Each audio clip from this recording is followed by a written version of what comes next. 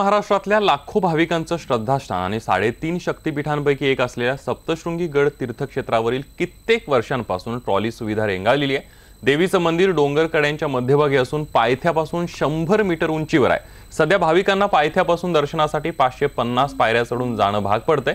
वृद्धांना तसंच अपंगांना या पायऱ्या चढणं त्रासदायक असल्यानं बहुतेक जण पायथ्यालाच थांबणं पसंत करतात।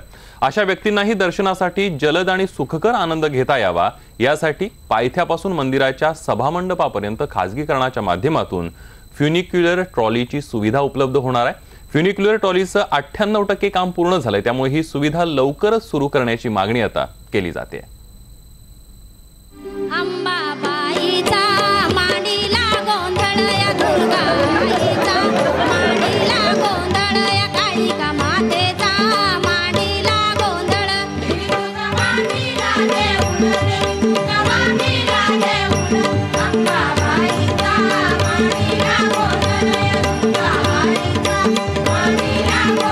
देवीच्या 3.5 शक्तिपीठांपैकी एक असलेलं अर्धपीठ म्हणजे की नाशिक जिल्ह्यातील कळवण तालुक्यात असलेला सप्तशृंगी देवीचा हा गड। भाविकांचं अतुलनीय श्रद्धास्थान असलेल्या या जागेवर भाविक येतात, आणखीन देवीपुढे नतमस्तक होतात। समुद्र सपाटीपासून 4569 फूट उंचीवर असलेल्या या गडावर चढण्यासाठी जवळपास 551 पायऱ्या आहेत आणि याच पायऱ्या प्रत्येक भाविकाला, श्रद्धाळू भाविकाला, म्हाताऱ्या कोताऱ्याला त्रास होऊ नये म्हणून खऱ्या अर्थानं सरकारच्या माध्यमातून गेल्या अनेक वर्षांपासून अपूर्ण असलेलं काम आता हे पूर्ण होत आहे आणि सुयोग गुरुबक्षाने फ्युनिक्युलर रोपवे हा जवळपास 98% याचं काम पूर्ण झालेलं आहे। काय फायदा होणार आहे नेमका या रोपवेचा? काय फायदा होणार आहे म्हाताऱ्या कोताऱ्यांना? काय फायदा होणार आहे अपंगांना? हेच आज आपण तुम्हाला दाखवणार आहोत। चला जाऊया सप्तशृंगी गडाच्या या रोपवेची सैर करायला।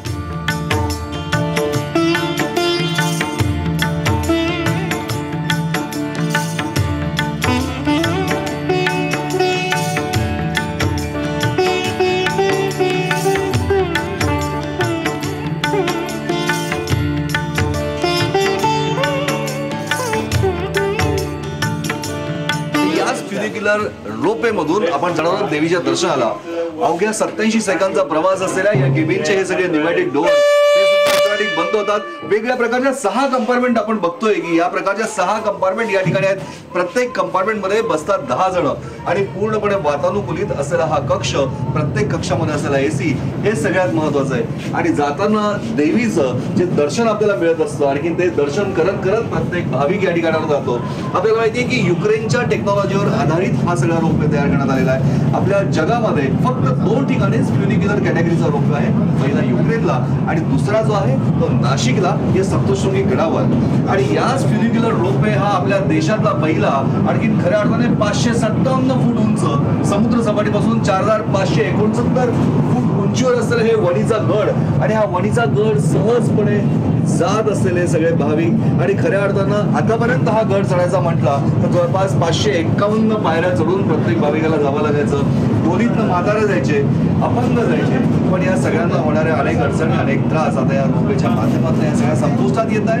अवघ्या 70 रुपयामध्ये प्रत्येक भाविक खऱ्या अर्थानं दर्शन घेऊन या ठिकाणी खाली येऊ शकतोय। आणि हाच आपला सगळ्यात महत्त्वाचा भाग आपण बघतोय की कशा प्रकारे ही रॅम्प या ठिकाणी पोहोचतोय आणि या रोपवेच्या माध्यमातून आपण जे माथ्यावर पोहोचतोय आणि माथ्यावर पोहोचल्यानंतर थेट भाविकाला गाभाऱ्यात जाऊन दर्शन घेण्याचा आनंद मिळतोय।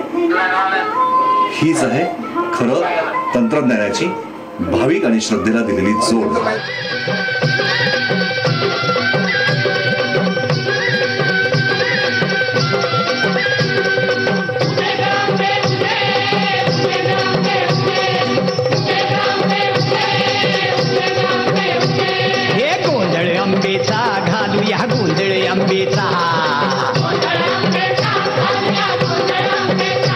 ऐतिहासिक संदर्भ बघताना ज्यावेळेस लक्ष्मणाला मूर्छा आली, हनुमानानं द्रोणाची पर्वत उचलून दिला, त्याचा एक तुकडा सुद्धा याच ठिकाणी पडला होता। अशा प्रकारचे सुद्धा संदर्भ नोंदी आहेत। छत्रपती शिवाजी महाराज सुद्धा याच ठिकाणी येऊन देवीचं दर्शन करून गेल्याचे सुद्धा ऐतिहासिक संदर्भ या ठिकाणी आहेत। आपण बघतोय की हजारो कुटुंब यांचं जे भाविक आहे, त्यांचं श्रद्धास्थान आहे, कुलदेवी आहे, कुलस्वामिनी आहे, तिच्या दर्शनासाठी हे सगळे येत असतात आणि हे सगळे आज 551 पायऱ्या चढून आलेले आहेत।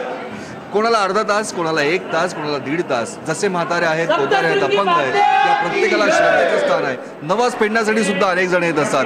आज हे सगळे 551 पायऱ्या चढून बराच वेळ लावून आलेले आहेत. आता हा रोपवे झाल्यानंतर अवघ्या 87 सेकंदामध्ये हे थेट इथपर्यंत गाभाऱ्यापर्यंत पोहोचत आहे. ही एक नवीन चांगली उपलब्धीच म्हणावी लागेल का? कदाचित हा सुद्धा याच देवी मातेचा खरा आधार असावा की ज्यामुळे आपल्या जगातली क्रमांक 2ची किंवा आपल्या देशातली क्रमांक 1ची फ्युनिक्युलर रोपवे या ठिकाणी तयार झाली आहे.